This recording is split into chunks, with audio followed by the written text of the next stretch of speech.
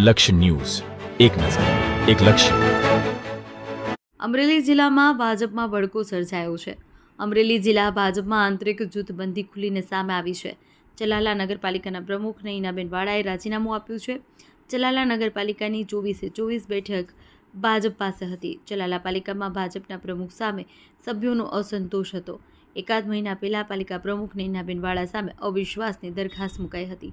પાલિકા પ્રમુખ નયનાબેન વાળાએ કલેક્ટરને કૌટુંબિક કારણ ધરી રાજીનામું આપ્યું છે. અમરેલી કલેક્ટર વિકલ્પ ભારદ્વાજ દ્વારા પાલિકા પ્રમુખનું રાજીનામું સ્વીકારાયું છે. 22 ડિસેમ્બર 2025થી ચલાલા પાલિકા પ્રમુખ પદ ખાલી પડ્યું હોવાનું જાહેર કરતા કલેક્ટર અમરેલી ધારાસભ્ય જેવી કાકડિયાના વતન ચલાલા પાલિકામાં ભાંગફોડ થઈ છે.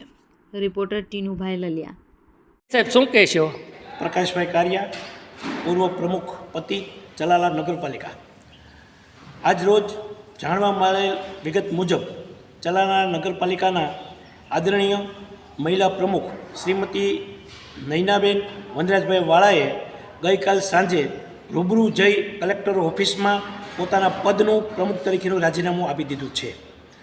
રાજીનામું આપવા પાછળનું કારણ જાણવા મળ્યું છે કે અંદાજે 1 થી 1.5 મહિના પહેલાં નગરપાલિકાના જ 24 સભ્યો ભારતીય જનતા પાર્ટીમાં ચૂંટાયેલા હતા. તેમાંથી 20 સભ્યોએ જુદા જુદા આક્ષેપો સાથે અવિશ્વાસની દરખાસ્ત નગરપાલિકાના પ્રમુખ અને ઉપપ્રમુખ સામે મૂકેલી હતી. ત્યારબાદ નિયમ મુજબ નિયત સમયમાં પ્રમુખ અને ઉપપ્રમુખશ્રીએ જે બેઠક બોલાવવાની હોય, જે સામાન્ય સભ્ય બોલાવવાની હોય એ બોલાવી નહીં શકતા.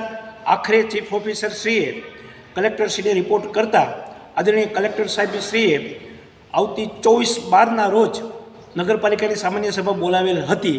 એ સભામાં અવિશ્વાસની દરખાસ્ત બાબતે કાર્યવાહી થવાની હતી. તે પૂર્વે જ ગઈકાલ સાંજે નગરપાલિકાના આદરણીય મહિલા પ્રમુખ શ્રીમતી નયનાબેન વનરાજભાઈ વાળાએ પોતાના પદ પરથી પ્રમુખ પદેથી રાજીનામું ધરી દેતા ચલાલા નગરપાલિકામાં રાજકીય ભૂકંપ સર્જાયો છે અને લોકોમાં એક તરહની ચર્ચાઓ ચાલી રહી છે.